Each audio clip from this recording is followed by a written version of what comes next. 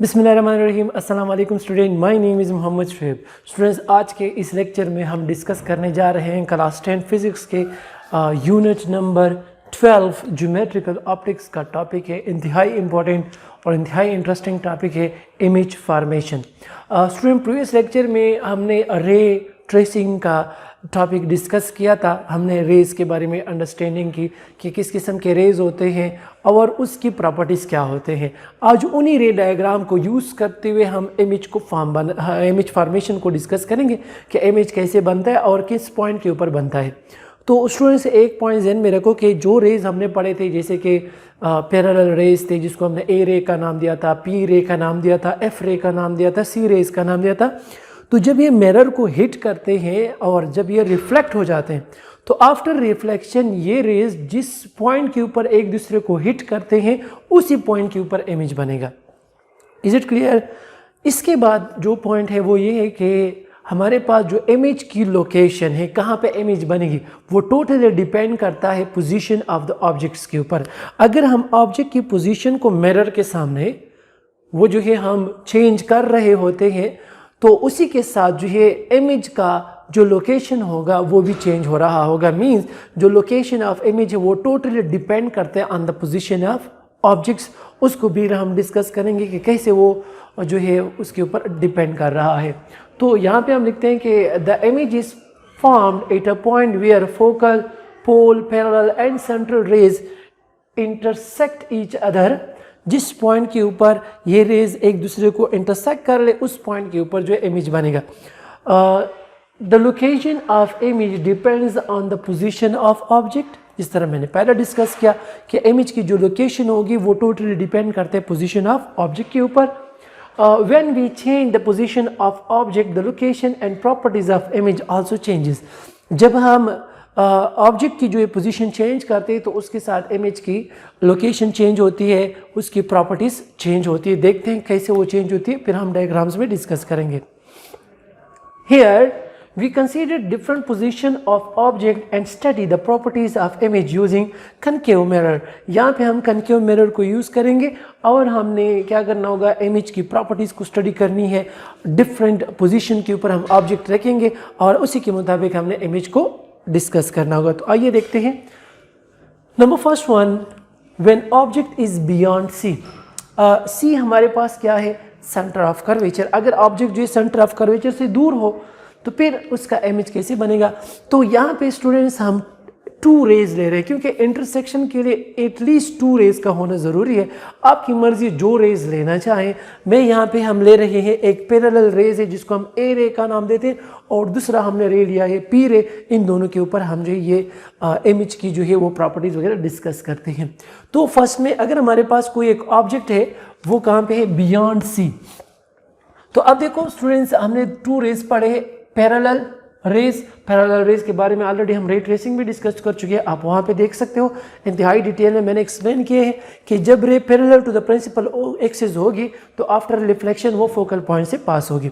तो ये रे है, ये जब पॉइंट ए को हिट करते हैं तो आफ्टर रिफ्लेक्शन ये फोकल पॉइंट एफ से जो है वो पास हो रही है। सिमिलरली पी रे जो है, पी रे के बारे में हम ऑलरेडी डिस्कस कर चुके हैं कि ये जिस एंगल के साथ पॉइंट पी को हिट करती है उसी एंगल के साथ ये रिफ्लेक्ट भी होगी। तो यहाँ पे हम ये 2 रेज ले रहे हैं। तो जब भी स्टूडेंट ये ऑब्जेक्ट बियॉन्ड सी होगा तो उसका जो इमेज बनेगा वो एफ और सी के दरमियान बनेगा। ये दोनों एक दूसरे को जिस पॉइंट के ऊपर हिट करेंगे वो पॉइंट सी और एफ के दरमियान होगा। ये जो हमारे पास फिर इमेज होगा, इसकी प्रॉपर्टीज कैसे होंगे यहाँ पे देखते हैं कि image is inverted, image inverted होगा। Image is smaller in size, ये स्मॉलर इन साइज होगा एंड इसका जो इमेज होगा वो रियल होगा। ठीक है, तो ये प्रॉपर्टीज होगी। अब हम क्या करते हैं, इस ऑब्जेक्ट की पोजीशन को चेंज करते हैं और इसको हम पॉइंट सी पे लाते हैं। When object is at C means अगर ऑब्जेक्ट फिर सेंटर ऑफ कर्वेचर के ऊपर खड़ा मींस हम मिरर के नज़दीक ला रहे हैं ऑब्जेक्ट। तो जब भी हमारे पास ऑब्जेक्ट जो है वो पॉइंट सी के ऊपर पड़ा हो तो फॉर एग्जांपल हमारे पास पॉइंट सी के ऊपर जो है ऑब्जेक्ट है उससे वही 2 रेज हम ले रहे हैं, रे ए और रे पी। तो ये जो है ये दोनों पॉइंट्स, ये दोनों रिफ्लेक्टेड रेज जो है एक दूसरे को पॉइंट सी के ऊपर ही इंटरसेक्ट करेंगे और यहाँ से जब फिर हम इमेज बनाएंगे हमेशा याद रखें, मैंने पहले भी बताया कि जिस पॉइंट के ऊपर ये एक दूसरे को इंटरसेक्ट करेंगे वहीं पे ही इमेज बनेगी। तो यहाँ पे मैंने इमेज बनाई है, तो ये बिल्कुल पॉइंट सी के ऊपर ही इमेज बनेगी, सेंटर ऑफ कर्वेचर के ऊपर ही इमेज बनती है। अगर ऑब्जेक्ट भी पॉइंट सेंटर ऑफ कर्वेचर के ऊपर पड़ा हुआ है तो इमेज भी ही सेंटर ऑफ कर्वेचर के ऊपर ही बनेगा। इस इमेज की जो प्रॉपर्टीज होंगे स्टूडेंट्स यहाँ पे हमने लिख चुके हूँ, मैं लिख चुका हूँ यहाँ पे। इन्वर्टेड होगा, ठीक है, सेम इन साइज, साइज दोनों का सेम होगा और रियल होगा। अब इस ऑब्जेक्ट को थोड़ा और आगे जो ये ले जाते हो पोजीशन, मींस सी और एफ के दरमियान रखते हैं। When object is in between C and F, तो जब हमारे पास ऑब्जेक्ट जो है सी और एफ के दरमियान हो, वही टू रेस फिर से लेते हैं, रे ए और रे पी। तो ये दोनों जो है एक दूसरे को बियॉन्ड सी एक दूसरे को क्या करते हैं, इंटरसेक्ट करते हैं एक दूसरे को। तो यहाँ पे इंटरसेक्ट करेंगे। ये जो इमेज होगा इन्वर्टेड होगा, लेकिन इस ऑब्जेक्ट से इसका साइज बड़ा होगा, तो यहाँ पे हम लिखते हैं लार्जर इन साइज, और क्या होगा, रियल होगा। फोर्थ केस, जब हम इस ऑब्जेक्ट को थोड़ा और भी जो है आगे ले जाएं, एफ के ऊपर रख दें, मींस फोकल पॉइंट के ऊपर रख दें, तो फिर क्या होगा, यहाँ पे हम रेज लेते हैं, एक वही रे ए है और दूसरी जो हमारे पास रे पी है। तो यहाँ पे जब रे ए जो है वो आफ्टर रिफ्लेक्शन पॉइंट एफ से पास होगी, सिमिलरली पी वाले जो रे है, तो अगर हम देखें यहाँ पे डायग्राम में, so both are parallel to each other, ये दोनों एक दूसरे के क्या है, पैरेलल। अगर आप इसको बैक साइड पे भी एक्सटेंड करें तो अगेन यहाँ पे भी ये दोनों पैरेलल हैं। और हमने मैथमेटिक्स में पढ़ा है कि पैरेलल लाइंस वो लाइंस होते हैं जो कभी भी एक दूसरे को इंटरसेक्ट नहीं करते। बाज़ बुक्स में इसके बारे में ये लिखा हुआ है कि इसका इमेज इन्फिनिटी पे बनेगा, लेकिन अगर हम देखें यहाँ पे तो पैरेलल लाइंस है and parallel lines never intersect each other, so हम कहते हैं यहाँ पे किसी किस्म का कोई इमेज नहीं बनेगा, so no image will form. अब नेक्स्ट स्टेप में हम क्या करते हैं, इस ऑब्जेक्ट को फोकल पॉइंट से भी आगे ले जाते हैं और देखते हैं फिर कि उसका इफेक्ट क्या आएगा, उसका इमेज किस तरह बनेगा। Now student, when object is in between F and P, अगर ऑब्जेक्ट हमारे पास एफ मींस फोकल पॉइंट और पोल के दरमियान आ जाए, तब उसका इमेज कैसे बनेगा। तो स्टूडेंट्स हम देख सकते हैं, एक हमारे पास रे ए है, तो रे ए जो है वो एफ से गुजरेगी, पास होगी, और एक रे पी है, तो ये इस तरह जाएगी, ठीक है, आफ्टर रिफ्लेक्शन। तो अगर हम यहाँ पे देखें तो वो दोनों एक दूसरे से दूर जा रहे हैं, जिसका मतलब क्या है कि इसके कभी इंटरसेक्ट होने के चांसेस नहीं है।